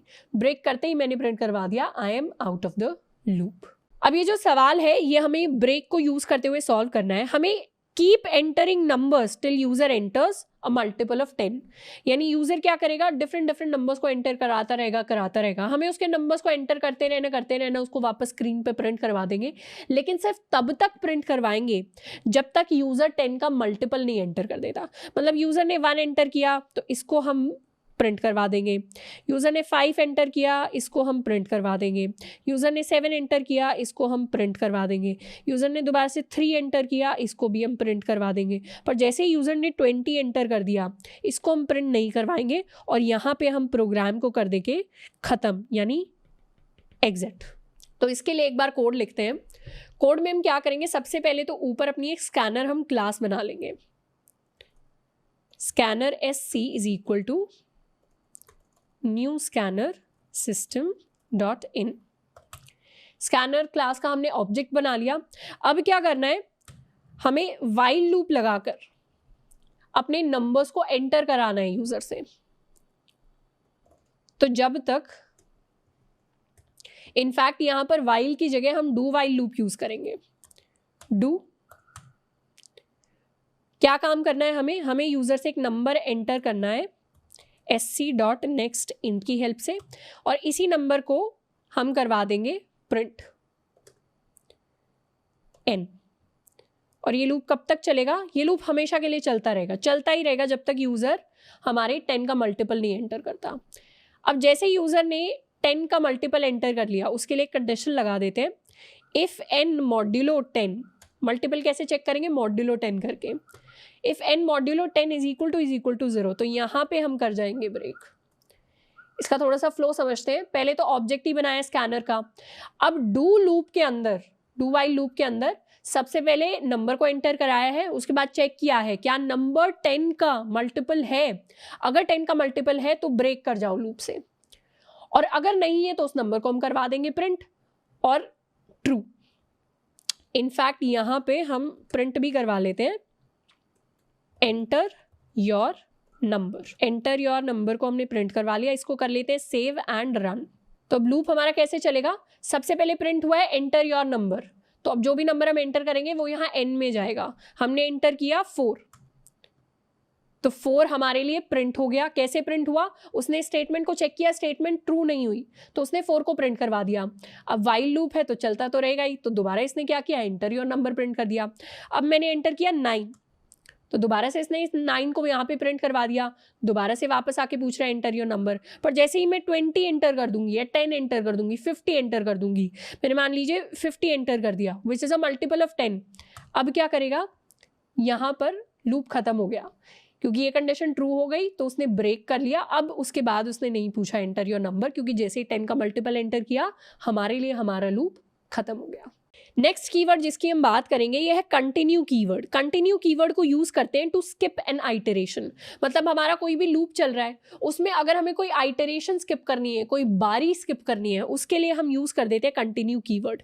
जैसे इसका एग्जाम्पल क्या होगा कि अगर मुझे काम दिया गया है 1 से लेकर n तक या 1 से लेकर 5 तक नंबर्स को प्रिंट करवाने का, तो मैं चाहती हूं कि 3 जैसे ही आए वैसे ही 3 की बारी स्किप हो जाए।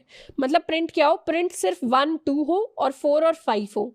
जैसे ही 3 की बारी आए वो बारी स्किप हो जाए, तो उस बारी को स्किप करने के लिए जैसे ही मेरा आइटरेटर इज इक्वल टू 3 हो जाएगा वैसे ही मैं लिख दूंगी कंटिन्यू, कि कंटिन्यू करते जाओ, अभी की बारी स्किप करो और अगली आइटरेशन से कंटिन्यू हमें करना है।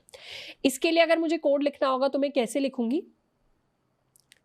मैं ऊपर बनाऊंगी एक for loop, for int i equals 0, i less than equal to 5। यहाँ i को शुरुआत करते हैं 1 के साथ, 1 से लेकर 5 तक मेरा लूप चलेगा, हर बार मैं करूंगी i प्लस प्लस। जैसे ही i की वैल्यू 3 के इक्वल हो जाएगी वैसे ही मुझे क्या करना है, वैसे ही मुझे करना है कंटिन्यू। बाकी बारियों में मुझे क्या करना है, बाकी बारियों में मुझे प्रिंट करवाना है अपने i को। इसके लिए एक बार कोड लिखते हैं। कोड लिखा तो क्या हुआ, पहले मेरे पास प्रिंट हुआ 1 2, जैसे ही 3 बना आए वैसे ही ये कर गया कंटिन्यू, मतलब सारी बारियां स्किप हो गई, सारी लाइन स्किप हो गई। फिर जब 4 बना तो 4 प्रिंट हो गया, 5 बना तो 5 प्रिंट हो गया।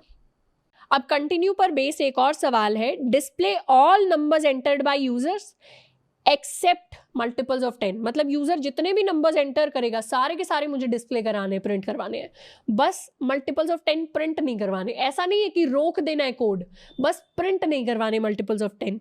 यानी यूजर ने अगर 1 प्रिंट किया, एंटर किया, तो मैं 1 प्रिंट करवाऊंगी। यूजर ने अगर 5 एंटर किया तो मुझे 5 प्रिंट करवाना है। यूजर ने अगर 10 एंटर किया तो मुझे कुछ नहीं प्रिंट करवाना। यूज़र ने फिर दोबारा से 7 एंटर किया तो मैं 7 प्रिंट करवा दूंगी। यूज़र ने दोबारा 50 एंटर किया तो मुझे कुछ नहीं प्रिंट करवाना। यूज़र ने दोबारा 25 एंटर किया तो मैं 25 प्रिंट करवा दूंगी। तो आउटपुट में से 1, 5, 7 एंड 25 आएंगे। इसके लिए हम कोड लिखने वाले हैं एंड कोड को हम लिखेंगे using the continue keyword. Code को लिखने के लिए सबसे पहले हम स्कैनर ऑब्जेक्ट बनाएंगे। Scanner sc is equal to new scanner system dot in. Scanner का हमने ऑब्जेक्ट बना लिया। हमें क्या करना है, हम सेम डू वाइल लूप को लिखने वाले हैं। हमें क्या करना है, हमें नंबर एंटर करवाना है यूजर से और उसको हमें प्रिंट करवाना है। तो नंबर एंटर कराने के लिए int n is equal to sc dot next int. इससे पहले क्या करेंगे, प्रिंट करवा लेते हैं एंटर योर नंबर। जैसे ही मेरा नंबर इक्वल टू हो जाएगा या मॉड्यूलो 10 इक्वल टू हो जाएगा 0 के, मतलब मल्टीपल ऑफ 10 है, वैसे ही मुझे क्या करना है, अब की बारी स्किप करनी है, मतलब कंटिन्यू कराना है। बाकी केसेस में मुझे क्या कराना है, बाकी केसेस में अपने नंबर को मुझे कर देना है प्रिंट। नंबर वॉज n और फिर डू के बाद मुझे वाइल कंडीशन में क्या लिखना है, वाइल में मैं लिख दूंगी ट्रू, कि हमेशा चलता ही रहे ये लूप, इसको लूप को कभी रुकना नहीं है। आई नो ये थोड़ा सा लॉजिकली गलत लग रहा होगा, बट अभी हम कंटिन्यू जो ये कीवर्ड है इसका यूजेज सीख रहे हैं। ऐसे कोड यूजुअली रियल लाइफ में हम कभी देखते नहीं हैं। तो कोड की शुरुआत करते हैं। एंटर योर नंबर, मेरा नंबर है 5, तो योर नंबर वॉज 5, वापस से एको होके आ गया। दोबारा से एंटर योर नंबर, इस बार मैंने एंटर किया 9, तो योर नंबर वॉज 9। अब अगर मैंने 20 एंटर कर दिया तो दोबारा उसने मुझे बताया नहीं मेरा नंबर क्या है। मैं 50 एंटर कर दूं फिर भी नहीं बताएगा नंबर क्या है, पर मैं 4 एंटर कर दूं तो बताएगा नंबर क्या है। अगर मैं 25 एंटर कर दूं तो भी बताएगा नंबर क्या है, लेकिन अगर मैं 100 एंटर कर दूं तो नहीं बताएगा, because 100 is a multiple of 10। अब ये कोड कभी ख़त्म नहीं होगा, ये बार बार पूछता ही रहेगा, चाहे मैं कुछ भी एंटर करूँ। मतलब 1000, 1 लाख, 2000, तो चलता रहेगा कोड। इसको मुझे विंडो को बंद नहीं करना पड़ेगा। तो इस तरीके से हम यूज़ करते हैं अपने ब्रेक कीवर्ड का एंड अपने कंटिन्यू कीवर्ड का। नेक्स्ट सवाल जिसकी हम बात करने वाले हैं, इसका नाम है check if a number is prime और नॉट। प्राइम नंबर्स क्या होते हैं? प्राइम नंबर्स होते हैं नंबर्स जैसे 2, 3, 5, 7, 11। क्लासिकल मैथमेटिक डेफिनेशन ये है कि जो नंबर्स सिर्फ अपनी ही टेबल में आते हैं, अपने अलावा सिर्फ 1 की टेबल में आएंगे और अपनी टेबल में आएंगे, उसके अलावा किसी और टेबल के अंदर किसी और के मल्टीपल वो नहीं हो सकते। जैसे 3 जो है, 3 सिर्फ 3 की टेबल में आएगा और 1 की टेबल में आएगा। 5 सिर्फ 5 की टेबल में आएगा और 1 की टेबल में आएगा। 11 की बात करें तो 11 सिर्फ 11 की टेबल में आएगा और 1 की टेबल में आएगा। तो ऐसे जो नंबर्स होते हैं इनको हम प्राइम नंबर्स कहते हैं और बाकी नंबर्स को हम कंपोजिट नंबर कहते हैं। अब हमारा सवाल है कि हमें कोई भी नंबर n दिया होगा, ये n हमें कौन दे रहा होगा? ये n हमें दे रहा होगा यूज़र से हमने इनपुट ले लिया है एक नंबर n, और अब हमें चेक करना है कि क्या ये नंबर प्राइम है या ये नंबर प्राइम नहीं है। तो इसको चेक करने का प्रोसेस क्या रहता है, यहाँ पे हम सीखने वाले हैं प्राइम नंबर्स के बारे में एक इम्पॉर्टेंट प्रॉपर्टी जो हमें पता होनी चाहिए अगर हम कोडिंग करते हैं। तो प्राइम नंबर्स की एक इम्पॉर्टेंट प्रॉपर्टी ये होती है कि उनका अगर हम मैक्सिमम पॉसिबल कौन सी टेबल में एक नंबर आ सकता है अगर वो प्राइम नंबर नहीं है। अगर एक नंबर को 2 नंबर्स के मल्टीपल्स की फॉर्म में लिखा जाए, मतलब कोई भी नंबर n है, अगर मुझे उसको लिखना है n is equal to a multiplied by b, तो यहाँ पे क्या होता है, a और b की बहुत सारी वैल्यूज हो सकती हैं। जैसे अगर मैं 4 की बात करूँ, 4 को मैं क्या लिख सकती हूँ, 4 को मैं लिख सकती हूँ 1 मल्टीप्लाइड बाई 4, फिर लिख सकती हूँ 2 मल्टीप्लाइड बाई 2, फिर लिख सकती हूँ 4 मल्टीप्लाइड बाई 1। तो ये सारे पॉसिबल कॉम्बिनेशन होंगे 4 के लिए। अगर मैं 6 की बात करूं तो 6 के लिए मैं क्या लिख सकती हूँ, 6 के लिए मैं लिख सकती हूँ 1 multiplied by 6, 2 multiplied by 3, 3 multiplied by 2 and 6 multiplied by 1। तो ये सारे पॉसिबल कॉम्बिनेशंस हो गए 6 के लिए। उसी तरीके से मैं 9 के लिए भी लिख सकती हूँ 1 multiplied by 9, 3 multiplied by 3 and 9 multiplied by 1। तो डिफरेंट कॉम्बिनेशंस आते हैं हर नंबर के लिए। अब जो प्राइम नंबर्स होते हैं, प्राइम नंबर्स के लिए लॉजिकली सोचें तो प्राइम नंबर्स किस किस के मल्टीपल हो सकते हैं? एक तो खुद के मल्टीपल्स हो सकते हैं और एक 1 के मल्टीपल हो सकते हैं। तो प्राइम नंबर के लिए ए और बी क्या होगा? अगर नंबर n है तो n को हम एक्सप्रेस कर सकते हैं as 1 multiplied by n and n multiplied by 1। बस यही दो पॉसिबल कॉम्बिनेशंस आएंगे। जैसे अगर मैं 2 की बात करूं तो 2 को लिख सकते हैं 1 multiplied bye 2 and 2 multiplied by 1। यहाँ पे 7 की बात करूँ तो 7 को लिख सकते हैं 1 multiplied bye 7 and 7 multiplied by 1। तो इसी सेम प्रॉपर्टी का हम यूज करेंगे। प्रॉपर्टी ये कहती है कि जो कंपोजिट नंबर्स होते हैं, जो प्राइम नंबर्स नहीं होते, उनके मल्टीपल्स में 2 से ज्यादा आ रहे होते हैं। अब हम कैसे चेक करें कि किसी नंबर के लिए जो मल्टीपल्स हैं 1 और वो नंबर उसके अलावा भी उसके लिए और मल्टीपल्स एग्जिस्ट करते हैं क्या? उसको चेक करने का सिंपल तरीका ये होगा कि आप मैक्सिमम मल्टीपल्स देख लीजिए जो रिपीट नहीं करते, यूनिक होते हैं। जैसे 4 के लिए यूनिक मल्टीपल क्या है? 1 इसका मल्टीपल है, 2 इसका मल्टीपल है एंड 4 इसका मल्टीपल है। रिपीटेशन कहाँ से शुरू होगा? रिपीटेशन शुरू होगा यहाँ से। मतलब यहाँ तक अगर हमने 4 के सारे मल्टीपल निकाल लिए तो बाकी के तो हम निकाल ही लेंगे। 6 के लिए अगर यहाँ तक हमने सारे मल्टीपल निकाल दिए, यहाँ पे हम मुझे 1 भी मिल गया, 6 भी मिल गया, 2 भी मिल गया, 3 भी मिल गया, तो यहाँ वाले तो सारे निकल ही जाएंगे। 9 के लिए अगर मैंने यहाँ तक के मल्टीपल निकाल लिए तो मुझे ये वाले सारे मल्टीपल्स मिल ही जाएंगे, क्योंकि क्या होता है मल्टीपल्स अगर हम असेंडिंग ऑर्डर में अरेंज करें तो ऊपर वाले मल्टीपल्स हमेशा रिपीट ही होते हैं नीचे। इसका एक और मैं थोड़ा सा इलैबोरेट एग्जाम्पल दूँ। अगर मैं बात करूँ 12 की, तो 12 के लिए हम क्या लिख सकते हैं? 1 multiplied bye 12, 2 multiplied by 6, 3 multiplied by 4, उसके बाद मैं लिख सकती हूँ 4 multiplied by 3, 6 multiplied by 2 and 12 multiplied by 1। अब यहाँ पे 12 के लिए अगर मैंने इतने मल्टीपल्स ढूंढ लिए तो यहाँ पे सारे यूनिक मल्टीपल्स कवर हो गए हैं, तो उसके बाद वाले तो मुझे ऑटोमेटिकली मिल ही जाएंगे। तो किसी नंबर के लिए मुझे बस एक मल्टीपल ढूंढना है और वो मुझे कहाँ तक ढूंढना है? उस नंबर के हाफ तक ढूंढना है। अब ये हाफ कहने का क्या मतलब है? मतलब मुझे कैसे पता चले कि मुझे बस यहीं तक ढूंढना है या मुझे बस यहीं तक ढूंढना है या मुझे बस यहीं तक ढूंढना है?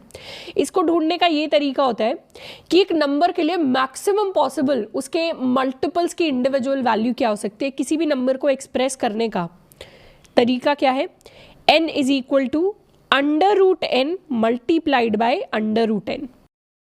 ये हर n के लिए ट्रू होगा। तो मैं क्या करूं?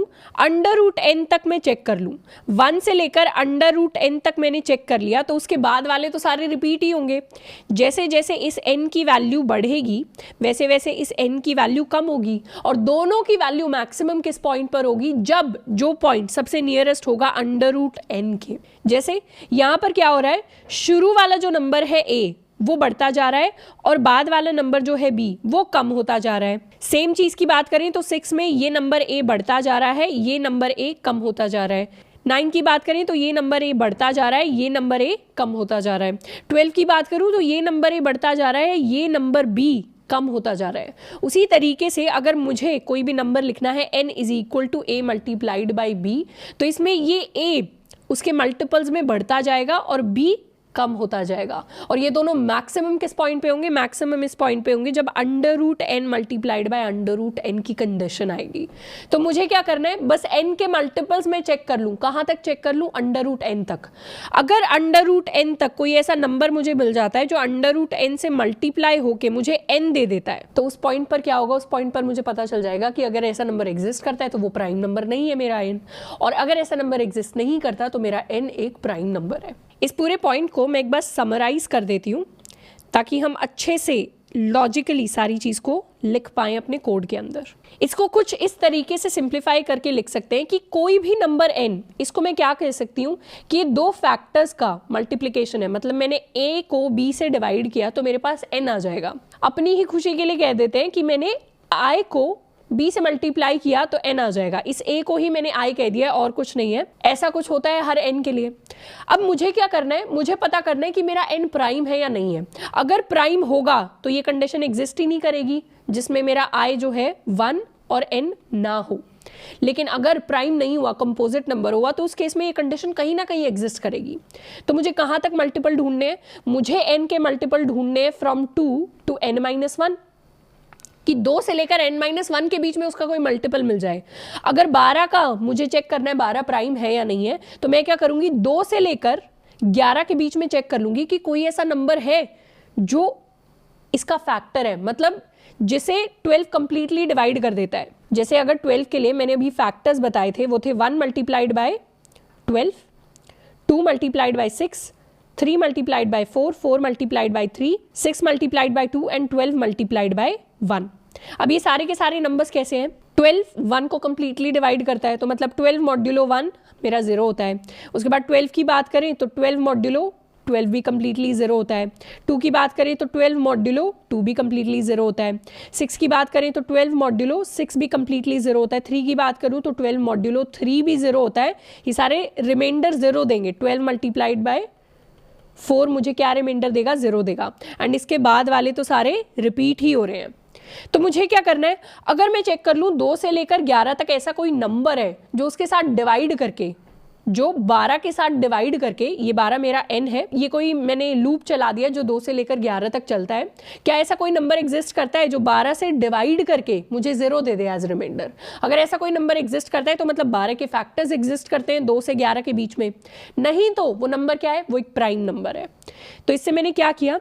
इससे मैंने एक इंपॉर्टेंट सीख सीखी। क्या इंपॉर्टेंट सीख सीखी? कि मुझे कोड के अंदर एक लूप चलाना है। एक लूप चलाना है जो शुरू होगा int i is equal to 2 से, और ये कहाँ तक जाएगा? ये लूप जाएगा i less than equal to n-1 तक, और हर बार क्या होगा? i प्लस प्लस होगा। और मैं हर i के लिए चेक कर लूँगी कि क्या हर i के लिए मेरा n मॉड्यूलो i मुझे 0 दे रहा है। जहाँ पर ये n मॉड्यूलो i 0 हो गया, इसका मतलब n क्या है? n is equal to i multiplied by some number b। इस i से तो डिवाइड होता ही है n, साथ के साथ कोई नंबर b भी एग्जिस्ट करता होगा जिससे ये डिवाइड होता होगा। और अगर ऐसा नहीं हुआ, मतलब ये कंडीशन कभी भी ट्रू नहीं हुई, तो उस केस में मेरा नंबर क्या है? मेरा नंबर एक प्राइम नंबर है। तो सबसे पहले इसके लिए कोड लिख कर देखते हैं। कोड में क्या होगा? कोड में हम सबसे पहले एक स्कैनर क्लास बना लेते हैं, न्यू स्कैनर सिस्टम डॉट इन। उसके बाद एक इंटीजर n ले लेते हैं यूज़र से इनपुट लेकर, sc डॉट नेक्स्ट इंट। मुझे क्या करना है? मुझे चेक करना है कि मेरा नंबर प्राइम है या नहीं है। तो एक बूलियन में ले लेती हूँ, बूलियन वेरिएबल इज प्राइम। इसकी वैल्यू जो है, शुरुआत में मैंने अज्यूम कर लिया है कि मेरा जो नंबर है वो एक प्राइम नंबर है। तो मैंने लूप चलाया for int i equals to i less than equal to n-1 i plus plus. और इसमें मुझे क्या करना है? इसमें मुझे चेक करना है कि किसी भी पॉइंट पर n मॉड्यूलो i क्या 0 हो जाएगा, मतलब n i को क्या कंप्लीटली डिवाइड करके रिमाइंडर मुझे 0 दे देगा। अगर दे देगा तो मेरा नंबर प्राइम नहीं है, तो मैं इस प्राइम को कर दूंगी फॉल्स। पहले इसके अंदर ट्रू वैल्यू थी, अब इसके अंदर फॉल्स वैल्यू आ गई है, क्योंकि इस कंडीशन से मुझे पता चला, क्या पता चला? n is a multiple of i, जहां पर i नॉट इक्वल टू 1 और n, मतलब n एक ऐसे नंबर का मल्टीपल है जो ना कि 1 है ना n है। तो मतलब n एक ऐसे नंबर से डिवाइड हो जाता है जो ना 1 है ना वो नंबर n खुद है। इसका मतलब n is a composite number, not a prime number. जैसे ही n नॉट प्राइम आ गया तो ये लूप आगे भी चलता जाएगा। लास्ट में हम क्या करेंगे? चेक कर लेंगे if is prime equal to true. अगर मेरे इज प्राइम की वैल्यू ट्रू है तो मैं क्या कर दूं? तो मुझे प्रिंट करना है n इज प्राइम। एल्स मुझे क्या करना है? एल्स उसकी वैल्यू फॉल्स है, तो इस केस में मैं प्रिंट कर दूंगी n इज नॉट प्राइम। इसको कर लेते हैं सेव। एक बार दोबारा मैं रिकैप दे देती हूँ सिचुएशन का। n एक नंबर हमने इनपुट लिया यूजर से। मैंने क्या किया? एक बूलियन वेरिएबल बनाया ट्रैक करने के लिए नंबर मेरा प्राइम है या नहीं है। शुरुआत में मैंने अज्यूम किया कि मेरा नंबर प्राइम है। उसके बाद मैंने क्या किया? लूप चलाया 2 से लेकर n-1 तक। हर टाइम पर चेक किया कि क्या मेरे नंबर इस नंबर से डिवाइड हो रहा है, इस नंबर से डिवाइड हो रहा है, इस नंबर से डिवाइड हो रहा है। तो n जहां पर i को डिवाइड कर देगा, मतलब n modulo i is equal to 0 जिस भी पॉइंट पर आ जाएगा, वहां पर मेरा नंबर प्राइम नहीं एक कंपोजिट नंबर बन जाएगा। लास्ट में मैंने चेक कर लिया, अगर अभी भी इस प्राइम ट्रू है, मतलब ये कंडीशन कभी ट्रू हुई ही नहीं, तो उस केस में मेरा नंबर n प्राइम है, नहीं तो मेरा नंबर n प्राइम नहीं है। अब इस केस में एक चीज हमने कवर नहीं की कि जब n की वैल्यू 2 है, n की वैल्यू 2 है तो यहाँ पर ट्रू हो जाएगा, तो उस केस में तो प्राइम ही होगा ना। तो यहाँ हम ऊपर एक स्पेशल कंडीशन लगा देंगे, इफ n इक्वल टू 2।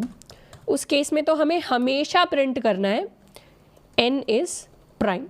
बाकी केसेस में हो सकता है ना हो, तो ये बाकी का जितना भी कोड है इस सारे कोड को हम एल्स के अंदर डाल देंगे। तो इतना बड़ा कोड भी आपको दिख रहा होगा कि एल्स के अंदर स्टोर हो सकता है। मतलब n के लिए हम ये लूप रन नहीं करेंगे क्योंकि n के लिए ये लूप गलत जवाब देगा, n इज इक्वल टू 2 के लिए ये लूप गलत जवाब देगा। इसको कर लेते हैं सेव एंड करते हैं एक बार रन। हम क्या नंबर एंटर करेंगे, नंबर एंटर करते हैं 2 से ही शुरुआत करते हैं, तो n is a prime number. उसके बाद एंटर करते हैं 3, 3 is also prime number. Enter करेंगे 4, 4 is not a prime number. इसके बाद मैं एंटर करूंगी 5, 5 is a prime number. 6, 6 is not a prime number. 7, 7 is a prime number. तो इस तरीके से किसी भी नंबर के लिए हम चेक कर सकते हैं कि वो नंबर प्राइम है या नहीं है। अब एक छोटा सा ऑप्टिमाइजेशन यहाँ पे, ये लूप जो है मैंने 2 से लेकर n-1 के लिए रन किया। तो एक तरीके से मैं कह सकती हूँ कि लूप कितनी बार चला होगा, ये लूप चला होगा करीबन n-2 टाइम्स।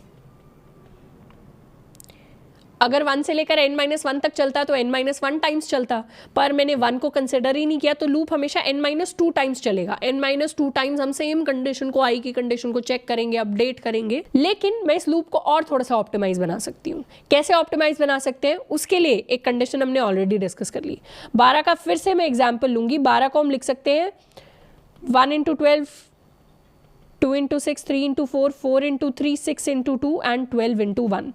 अब 12 के लिए मुझे पता है कि मेरे जो फैक्टर्स हैं वो यूनिक फैक्टर्स यहीं तक आते हैं, बाकी सारे फैक्टर्स क्या करते हैं, बाकी सारे फैक्टर्स रिपीट करते हैं।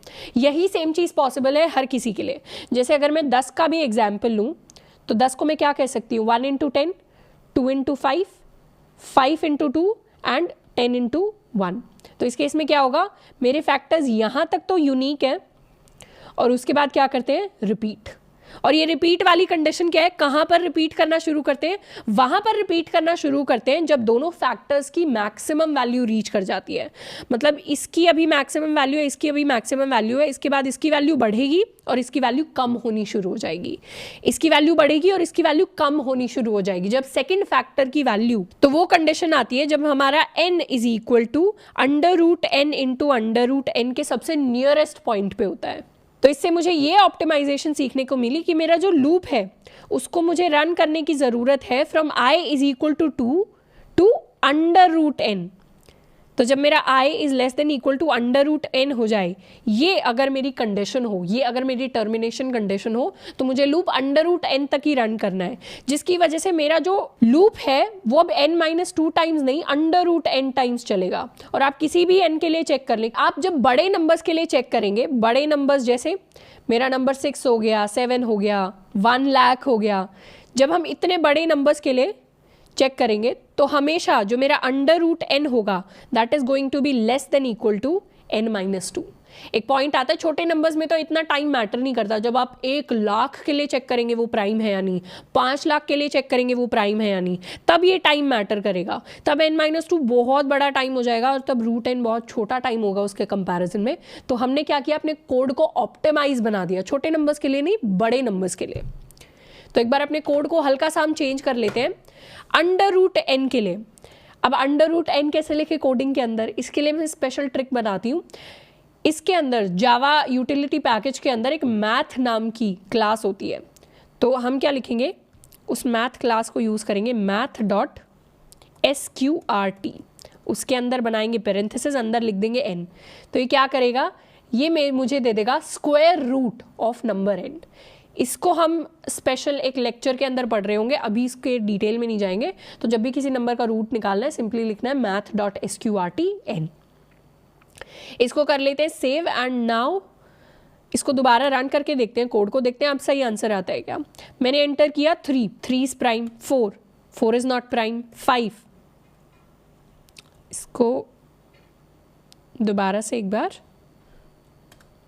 फिर मैंने एंटर किया 4, 4 इज नॉट प्राइम, फिर मैंने एंटर किया 5, 5 इज प्राइम। अब मान लीजिए मैं चेक कर रही हूँ for number 100, 100 is not a prime number. और अब मैं चेक करूँ for 113, 113 is a prime number. तो ये मेरा कोड बिल्कुल सही चल रहा है। मुझे क्या करना था, मुझे बस चेक करना है कि 2 से लेकर अंडर रूट n तक क्या कोई ऐसा नंबर एग्जिस्ट करता है जो मेरे नंबर n को कंप्लीटली डिवाइड करता है। अगर ऐसा नंबर एग्जिस्ट करता है तो मेरा n जो है वो प्राइम नंबर नहीं है, कंपोजिट नंबर है, वरना मेरा n एक प्राइम नंबर है। अब ये सवाल जो है हल्का सा ओवरवेलमिंग लग रहा होगा, हल्का सा हमें मुश्किल लग रहा होगा, बट उसके बारे में टेंशन नहीं लेनी। ऐसे सवालों को तो हम बहुत सारे सवालों को निपटाते जाएंगे। अभी क्योंकि बिगिनिंग स्टेज है, अगर हमें लॉजिक में थोड़ा बहुत भी क्लैरिटी नहीं आ रही है तो एक बार हम रिपीट करके दोबारा से लेक्चर को देख सकते हैं। नहीं तो अभी के लिए हम सिंपल सा लॉजिक याद रख सकते हैं कि 2 से लेकर अंडर रूट n तक हमें कंडीशन जो है, अपना लूप जो है उसे रन करना है।